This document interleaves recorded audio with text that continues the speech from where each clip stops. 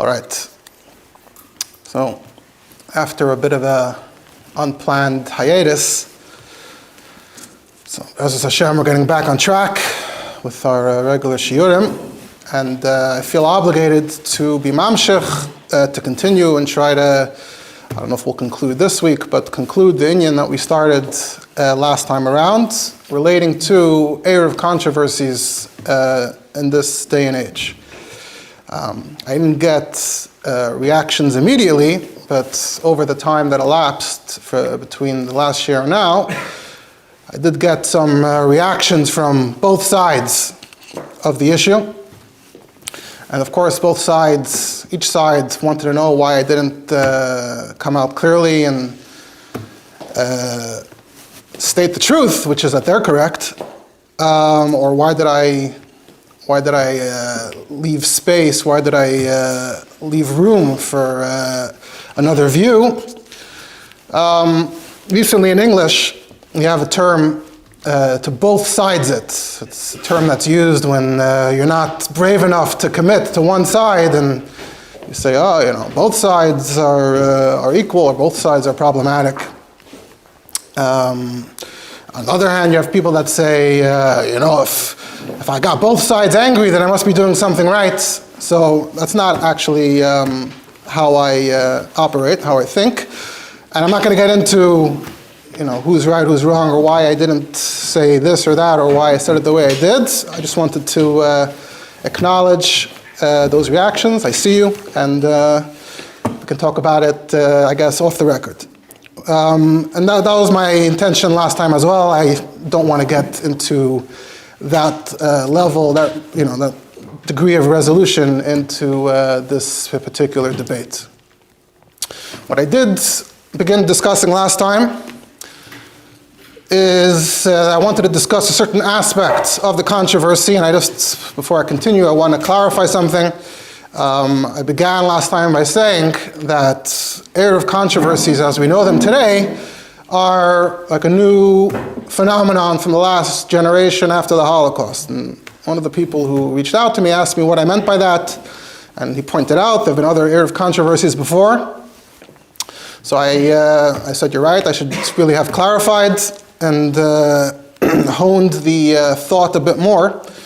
And what I was trying to get at was that, sure, we find in the past that there were those who had a problem with a particular eiruv, or even in the last 200 years, there were some controversies that erupted about a particular eiruv in a particular big city, various big cities in Europe. But as far as I know, the nature of those controversies were over a particular doichek, a particular b'diavad, in the way that this particular eiruv was constructed, what they were relying on in terms of saying that we have an eiruv. There might have been various legal reasons why their hands were tied and they couldn't improve it, fix it, and they were trying to rely on certain b'diavats. So that's a machlokes over a particular prat, a particular application of how to build the best eiruv, or how to build the best eiruv under the circumstances. But what I'm talking about now, what we're talking about here is a more fundamental controversy, where those who are opposed to these eiruvim, are not arguing over one particular detail here or there, but really over the entire legitimacy of these eiruvim. In their opinion, we should not be making an eiruv, and we don't want to fix it, we don't want to make it better, we don't want it. Of course, for that you can point to the machlokes, the Mishkanas Yaakov and the Beis Ephraim, who were arguing over more fundamental aspects in terms of eiruvim in big cities today, and that's often pointed at as the shayrish, as the origin, in a sense, of this type of controversy. But they, on the other hand, weren't arguing over a particular eiruv. There wasn't a local controversy between them. They lived in completely different places, and they were having a theoretical discussion. So what we find today is that one side is essentially saying that having an eiruv is Yiddishkeit, and the other side is saying not having an eiruv is Yiddishkeit, and if you don't have an eiruv, the first side says you don't have an eiruv, it's felt in Yiddishkeit, the second side says you have an eiruv, you're destroying Yiddishkeit. That's, I think, unique. more specifically, what I was talking about last time was this phenomenon of those who are trying to ensure that the eiruv is no good. They say, I'm not being mishtatif, I want to ensure, put that extra effort in to just ensure that the eiruv is no good at all. So, weiter, that's not in halacha, talks about a person who doesn't get along with his neighbors, maybe that's why he doesn't want to be mishtatif in the eiruv. But here it's like coming out of some kind of fundamental view in Yiddishkeit, so again, one is dependent on the other. And as we'll see in the tshuvas that had discussed this type of issue previously, they were all on somewhat related topics, but not directly really on this type of thing. That doesn't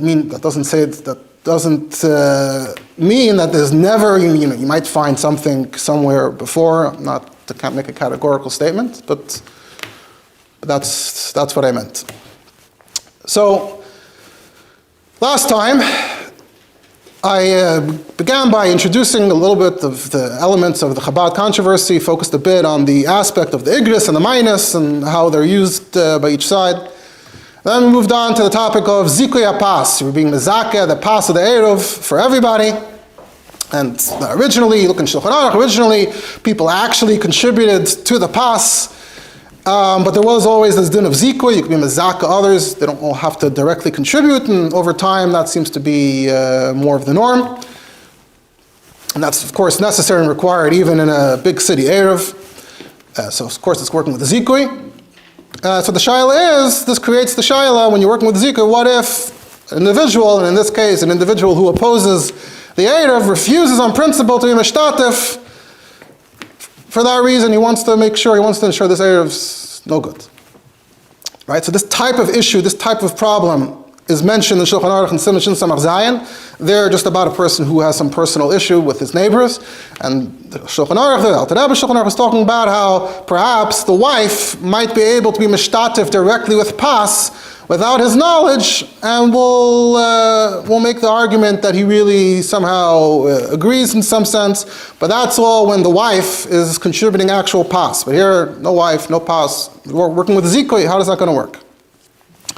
So I began the discussion with tshuva from Chatzkel Roth, who was, of course, one of those very much behind the eiruv and Borough Park, etc. We're quoting his tshuva that's printed in Emek HaTshuva, Chelik Daled, Simcha Chaf Aleph, his tshuvas.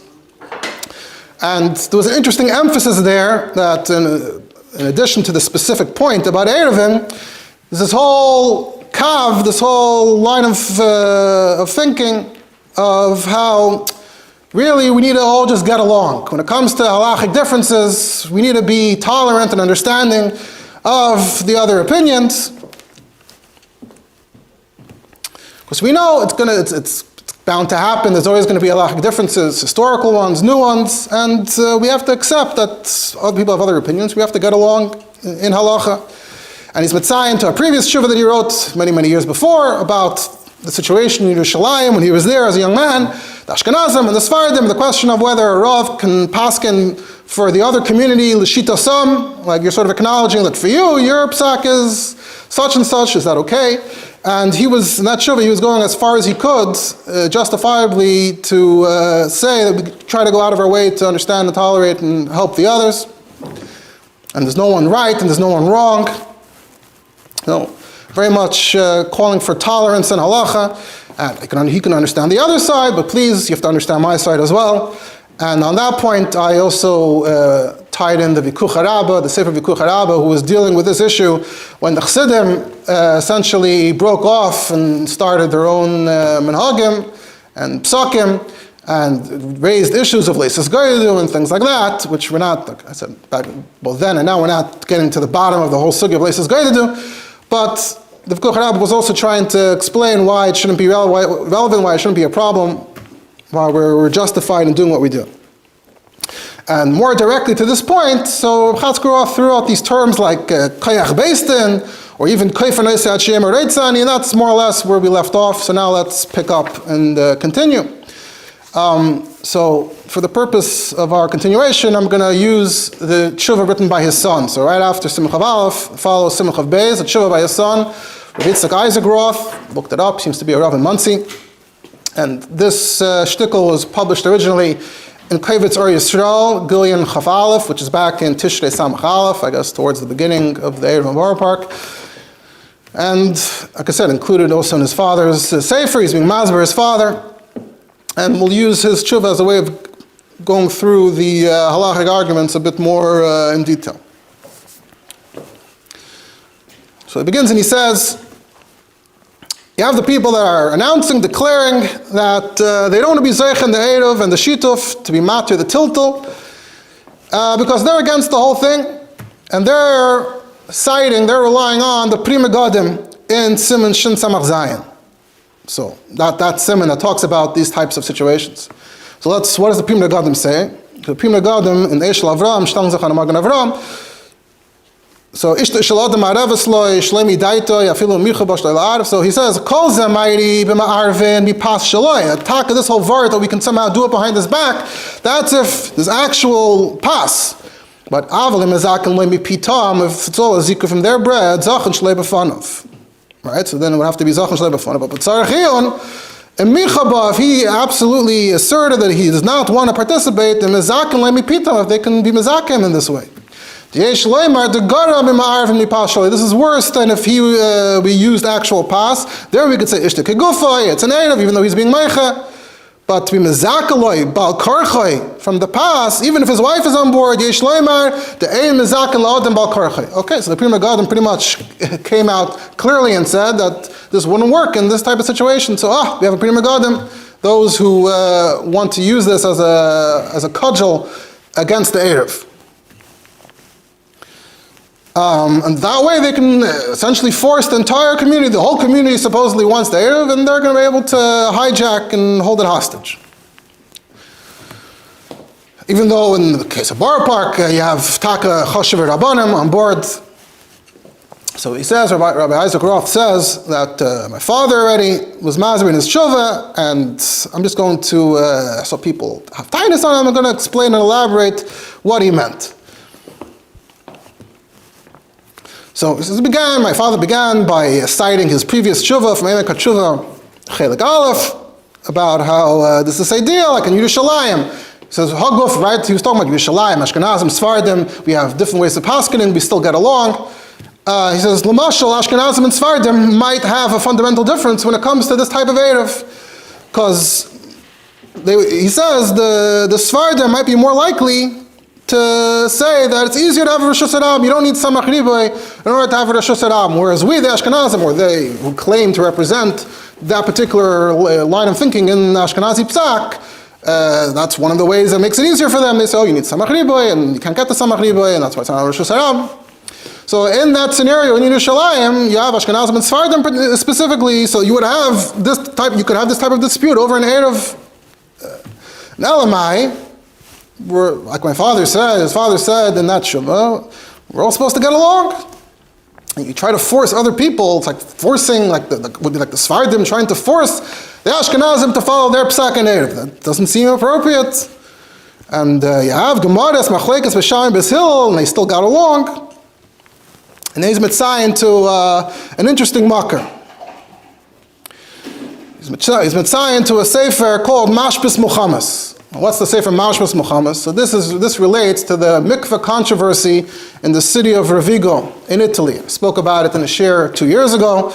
The idea in a nutshell was that they constructed a mikveh in which the way they filled the mikveh was with a keli that had holes in it, which is playing very dangerously with these halachas of kelim and mikveh. And that controversy got very heated, and there was a whole volume, I don't know if we still have it downstairs, a whole volume that's been printed of just all the kutresim that were printed by both sides, like early 1600s. And it was a pretty heated controversy, and it's reminiscent of the controversies we're familiar with, because each side was saying the other side is completely illegitimate, and those who were against the mikveh thought the mikveh should be destroyed, and it's not a mikveh at all. So Isaac Roth quotes an interesting quote from one of those involved, and his name is Rav Simcha Lutzato, same last name as the Ramchal, who lived a century later. Simcha Lutzato lived in the beginning of the 1600s, first half of the 1600s. Nidafka was a pretty interesting individual, interesting character who wrote interesting stuff. I would say, the way I'd put it is that of the Rabbanim in Italy, he's probably one of the perhaps less Haredi types, or less similar to a Haredi Rav today, but he was, I guess, a Choshev Rav at the time, and his psak, pro-mikveh, was printed in the Sefer in the Kuntras Mashbis Mochamis, which was a pro-mikveh Kuntras, and in there's this whole long psak, has its own name, Mishan Mayim. And in this Mishan Mayim, he says he's going to explain why, and aside from the actual halachas HaMikvahs, so he has Sherish Aleph, Sherish, so in Sherish Gimel he's explaining why, just the rules of Chacham She'asar, Chacham She'hitter, how does this work? So in Anaf Gimel of Sherish Gimel, he says, it's going to be She'em B'yad HaOisrim Lesser Mechadash. They can't come and start answering things. So how does he make this argument? So he says, and no one can be geyser once something is becheskas heter. In that particular situation, they're arguing that it was angenommen as a kosher mikveh, and now they're coming and they want to change things. So it's already angenommen that it's mutter, and we have examples in Gemara, that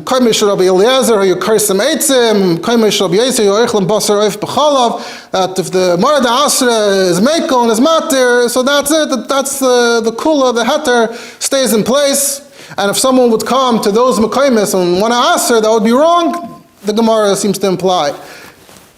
So in this case, the mikveh was already considered kosher by Rav Katzenellenbogen, and there was already a few years like this, and he was the Rav first, so this is at least his version of the history there. So the Rav who's answering it now doesn't have the koyach to come and answer, but was already, his Rebbe was already machshir. Then here's the quote. We should learn from those in the past. They didn't have this attitude that, I'm going to force you to answer what you think is mutter. That's the statement he makes. That wasn't the attitude. Amal, like you see in Yavamis,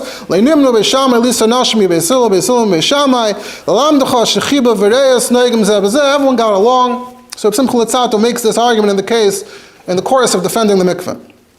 So Rabbi Roth is being madgish the seifa, I don't know if the case is exactly the same, but just the idea that why are we being machriach as chaveri? Why do you have this agenda? You want to force other people? Okay?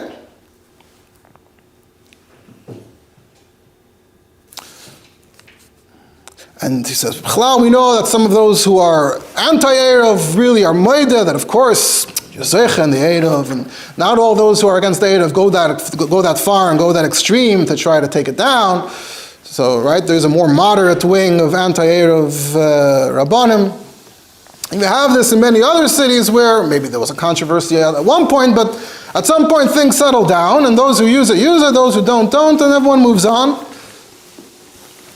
And that ought to be, so that's what he begins with the same point, that we ought to be able to tolerate and understand and get along. And the idea that someone would go on and try to say that it's not okay, is that really coming from a good place, or is that midas hanitzachen? So Ibazoi, surely, ideally, everyone should treat it like a zikui. It's a schos, and you shouldn't be answering other people to carry. And now he moves on. So now let's look at some tshuvas. Let's look at some previous discussions of cases where it seemed like people didn't get along with each other with regard to an eiruv. So he quotes a Maram Shik, who's relating to Chacham Tzvi. So I'm going to start with the Chacham Tzvi. Chacham Tzvi and Siman Kuf Yud Beis is a somewhat different topic, but I think interesting. Chacham Tzvi writes, when I came to Hamburg 22 years ago, so the Sefer was printed in Tov Ayin Beis, 1712, so I probably wrote it somewhere around then. So 22 years before, he was a younger man. He came to Hamburg, Ahu, one of the three cities of Ahu, and he sees there are many shuls. Hamburg already had many shuls. And every shul had its own pas for the eiruv. Because the minig was to leave the eiruv in the shul. And we'll see later, even on the Maram Shik, that was the minig, to leave the eiruv in the shul. But there were many shuls, so what do? They put many eiruv in many shuls. So Chacham Tzvi said, I told them, you got it all wrong, this is terrible, terrible mistake. Because the whole vart of the eiruv is that we're all trying to unify and say that we all live a bayis echad. That house where the eiruv is, and all the chatzeres, etc., whether it's an eiruv chatzeres or shituf mavayas, it's all relating to that one location, and everything else is an ispashtusa from there. And he quotes, and we see that it says that if you have one eiruv in one house, but you put it in two kalim for no reason, not like you didn't have enough room, you split into two kalim, state that it's not good. So kol shekain, if you divide the eiruv into two houses, everyone would understand that it's not a good eiruv. The whole vart is that it should not be a chalukah, there shouldn't be a division. Once you divide the eiruv, so you divided the actual reshus. So you didn't unify all the reshuyas, so the whole thing is a failure. And the bracha is a bracha levatala, and you're being over, and takanav shlema malach, mchal Shabbos issa d'rabanan. This was his argument. Now, people in Hamburg weren't so happy to be told that the Alta Minig, or Chashav Alta Minig, is wrong. So he's very dismissive. He says, oh yeah, there were these people, hamafatpatim kenegdi b'divrei havai, loy b'chachma. So I have to respond, I have to react to them. So let me explain why, even what they're saying, even their drays, the doichiks that they're offering are wrong. And he adds that there's no difference between whether everyone's giving their own pass or whether echad is mezakel l'kulam. That you're going to tell me what? Only when everyone gives their own pass, then there's a problem with splitting it. But if one is mezakel l'kulam, so then you could split it. No, first of all, it doesn't say it in Gemara, it doesn't say it in Paiskim. But also again, the whole part of eiruv is that it's all in one place. So the second you make two zikus to eiruv, so the whole thing fell apart. No, you're going to tell me that everyone should make an eiruv in their own house? It's ridiculous. And again, the people that are insisting that it's fine, they didn't have a good answer. So at the end, but they couldn't argue with me anymore. They finally started saying, no, actually, it's not out eiruv. We're hanging it stam out derech noi or something, decorative. We're having decorative lechem pas eiruv hanging in the shul. He says, that's ridiculous, because until now they were making a bracha on each one, and at least they're not making a bracha levatala anymore, that's good, but even l'shem noi would be usher to hang them. Because the whole word is that shleit shtakach, there's a whole word in the eiruv, shleit shtakach, teiras eiruv, min ha-tinoikos, you want the tinoikos to know what's what, and all they know is pas, so you start hanging pas, derech noi, so you're just confusing them. They think there are multiple eiruvs, everyone in this city thought there were multiple eiruvs. So even the derech noi is no good. You have to have one pas, one uga, and one shul, and that's it. That was the Chacham Tzvi. The Chacham Tzvi wasn't talking about a case of machlekas, except the machlekas that he created himself. But meaning the idea was that there were multiple eruvin just for whatever reason, and still he said it's not okay. And now we advance to the tshuva of the Maram Shik. Maram Shik is talking about a case in which the community is split, is divided. In what scenario, in what case was the community divided in the time of the Maram Shik? So, as we know, in the time of the Maram Shik, there was the big Tailung in Hungary. Reform became a thing, and the Orthodox and the Reform couldn't get along.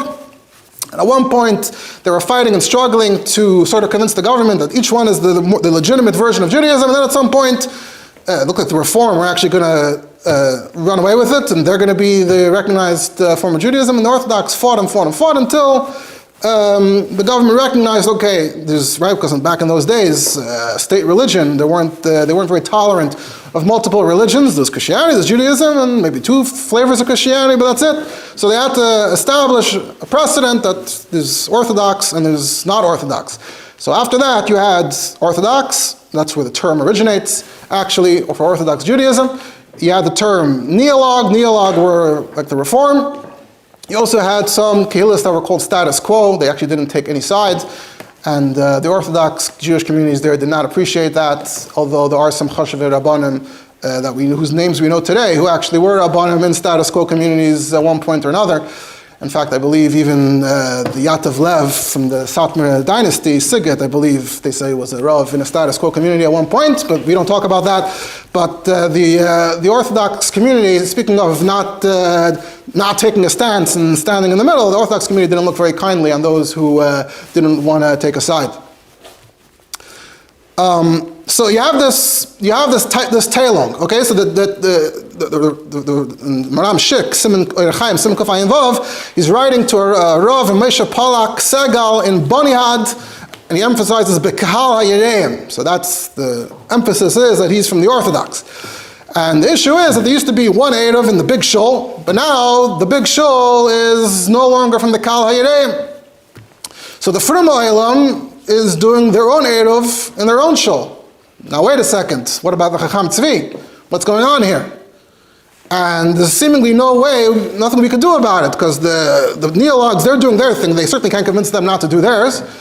And there's no way the Orthodox can ever make peace with them and rely on them. So they have to make their own, but if they make their own, there's a problem. We're stuck. What do we do? And he says, the Dayan there said, yeah, it's got to be in the big shul. It's got to be in the big shul. And Rabbi Polak Segal said, no. Number one, it's a matzah. The eiruv is we do it Pesach time. It's a matzah. He says we can't rely on them. Their matzahs are not matzahs. They were making matzahs, but you can't trust their kashrus. Can't trust the way they prepare for Pesach. So it's nishkin kasher na matzahs, nishkin kasher eiruv. And number two, they took the old shul and they turned it into a kar shul, a temple shul. So Fruma Yidden are not allowed to go in there anymore mitzad adin. Plus, there's a Teiras neder that they said we're never going to step foot in there. So we can't work with them. So on the one hand, it should be in the big shul. On the other hand, we can't cooperate with the big shul. So he says, we have the Chacham Tzvi, and then the Maram Shik basically starts disagreeing with the Chacham Tzvi. Says, first of all, there's a Beis Yosef, the Kotzer Rabbeinu Yonason, that when it says that you split your eiruv, it's not a good eiruv. That's dafka when you're in a fight with each other and you don't want your chelek to go with your friend's chelek. But if you're not makpid, if you get along, and you just for whatever reason want to have multiple eiruvim, then it shouldn't be a problem. So that would be like over here. The Beis Yosef doesn't necessarily agree with the Rabbeinu Yonason. But Bechlal, Zok the Maram Shik, that we don't have the Beis Yosef and the Naman, Simon Shin Samach Vav say the minhag is to put the eiruv in the shul. And others wondered about why are we putting it in the shul? Well, where did this minhag come from to put it in the shul? So he says the Even HaEzer is masbir that you know why we put the eiruv in the shul?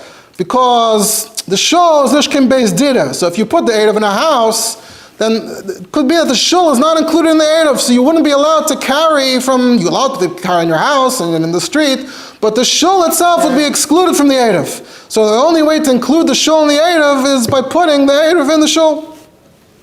That's where the minhag comes from. No, what if you have many shuls? So lefi the minhag of the Ramah, lefi the husband, Even HaEzer, Muslim Zagal, no, you need to put an eiruv in every single shul. And that was the reason for the minhag in Hamburg. And that was what the Chacham Tzvi didn't understand. That's why he was getting upset, but he didn't understand this vart, Tzok the Maram Shik. And you can't say that the second eiruv is mevatel the first eiruv, because it says in Ksubis with shtei shtaris, you have two shtaris that are issued on the same day. That if you write the second one and you add something in the second one, it's not mevatel the first one. They're both good. So each new eiruv, each subsequent eiruv is just adding to the previous one. It's adding another shul. Every eiruv that I put in a shul adds that shul to the eiruv. Now, so by the way, this is also relevant. You hear all this. Those who those who say that there's now a large eiruv that encompasses much of Brooklyn. So that would be a question you might have. Wait a second, they're already eiruvin in smaller communities. You're making an eiruv that includes eiruvin. So this is that vart that every time you add more to the eiruv, that's fine. With Truma also, each person could be Teirim after the other. So the minhag in Hamburg was right all along. And this is Benidin Didan, that the eiruv of the kar shul, the choir shul, isn't good for us. We're not allowed to go there. It says lav dafka. It says you're allowed to make an eiruv for a nazir with wine. He doesn't have a shaychus to the wine, but it's not good for him. It's good for others. And if there's a neder, you did something with right? The shul is a neder to them. So let's say you made an eiruv with something that's a neder. It's also to someone. He can ask. He can be mater neder. So he's not so nispal. The eiruv and the reform shul can work for you. It's not so bad, which is interesting. You're going to tell me that you're not allowed to go there. So I already explained, he says in Siman Ayin Aleph, you're not allowed to go there to daven. Or even you're not allowed to be there when they're davening. But let's say you wanted to go there to bring the eiruv, or you wanted to take a walk through a kapandari. You're not supposed to walk through a shul, but through their shul, you could walk through. So you want to take a shortcut through the shul, that's fine. So you could bring the eiruv there. So Maram Shik is showing some tolerance and acceptance for that shul, so that the eiruv should work. What about the matzah? Okay, so he brings different kulas that you can rely on, flour. And then, getting to the point, in Siman Kuf Peyah, so there are a few, that was something Kuf involved, so there are a few tshuvas that continue discussing the points raised there. And then in Siman Kuf Peyalef, he's having this back and forth with a bacher by the name of Rabbi Zilberstein. And in the middle of Kuf Peyalef, he says, and if your chashash, still about this scenario, he says, if your chashash is that they're not mezaka, l'kol b'nei ha'ir, or they don't want to be zeicha in your eiruv, so that would mean that this b'chalal no eiruv, the whole thing is ruined. Al karchach, it's not a problem, because if they're putting an eiruv, and they're just continuing, right? The shul was always around. The eiruv, the shul was around, the eiruv was around. They're just continuing, and now there's this new division in shtat. If they're continuing to put the eiruv, surely they still have the same idea in mind, so they're including everybody. And you can't say that you broke away from them, so now they're angry at you, so they're not being mishtatif in your eiruv. It says, eiruv echatzeres ein tzorech das. D'schus hu lahem. It's a schus. Va'afilu einam reitzim. And what if they don't want? Kaifen al midas doim. And he invokes the Rambam in Perek Beis Agedishin. Afilu meina reitza. Tziraka yedei yetzer hara shem efateyu al be'emes benafshei hu reitza. And we should assume that they're not like chansheis doim, zen nanim. Like, what they dafka want to ruin the eiruv for you? And we have to rely on that. So this is the Maram Shik. Very good. We got to the punchline of the Maram Shik. Maram Shik is on the record saying that in a somewhat related situation where you have a chash, that the Reformed Jews are not mishtatev in the Orthodox eiruv, which makes sure everyone is included. So no, kaifin, or we just assume. Okay, so we have the Maram Shik. He says there's also Reb Shlomo Kluger in the Shalas Teshuvos B'charta B'chaim, old Shut, Siman Kuf Chav Gimel, Tarnopol. Someone got into a fight with the whole town, and he's chayzer boy from the area. I'm not part of the area anymore. He decided to hurt everybody. So Shlomo Kluger is disturbed by the whole notion.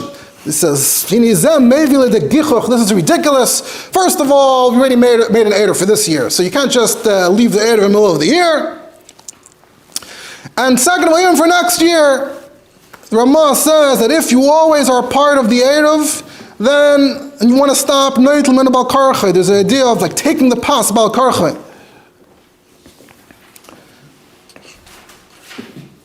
And then he says,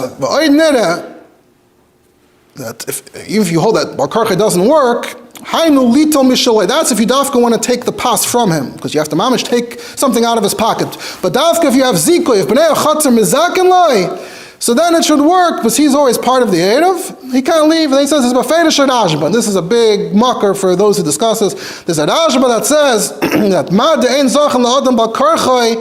That's if there's also a bad side. There's a chayiv. He gains something and he loses something. But if it's a schus gamur, af ba'oimet v'tzayek u'meicha, Rashba says, zachan la'adam b'karchai. And it's Metzayin and Avdim Ilurim, which I want to get to in a second. Siman Aleph and Ezra Siman Aleph, which is negayah to some halachas that we learned. And he says, I'm fully on board with this. Shlomo Kluger says, and there's not an issue also. You're being mezakah to him, so you're being mezakah him a matana. Doesn't it say Seina Matanas Yichya? Is that a reason to say that you can't be mezakah a matana? It says no, that's not applicable here. That's dafka if you're trying to like mamish give them a matana. But here you just want to make sure that everyone can carry it. That's all you want over here. So that zikui is not a stira to Seina Matanas Yichya. And then again, towards the end, he concludes, he says, Puk chazim ma'am advar. He says, we've been around for centuries. And there's a machlek as it happens, a yachid and a rabbi, a guy gets vertzekrikt mit the ganze Stadt. Have we ever heard in the past, so we never heard that this ever happened before. So Muzman Zagan, that doesn't work that way. You can't do that.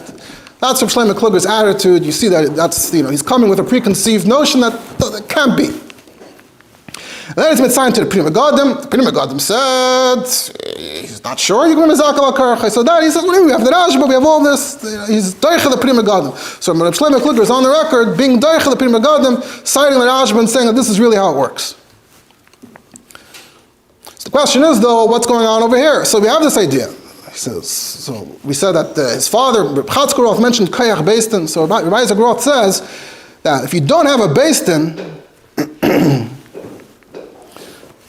so Mele, if the person was always mishtatef in the eiruv, like in the Ramah, and now you want to say we're forcing you to continue as Einzach, that's what all these other Ram Shik, Shlomo Kluger, they were talking in scenarios where there always was an eiruv, and now we just want to say that things should continue the way they are. Here in Bar Park or in other scenarios, it's a new eiruv. There is no precedent. So without a koyach beis din, how are you going to say that I force you to join? People can have reasons they want to join, they don't want to join. Much harder to force people to join unless there's a koyach beis din involved. Okay, he says fine. However, with a koyach beis din, that's good, and essentially he wants to make the case that Reb Chatzkel Roth and his fellow Rabbanim, they have the power of a koyach beis din, which, by the way, if that's what he's basing it on, then perhaps one could say that in the case of the larger Brooklyn, or specifically Crown Heights, where can't really make the case that we have poiskim, local poiskim, and a beis din, that might make it a lot schwacher, if that's what that's how it's going to work.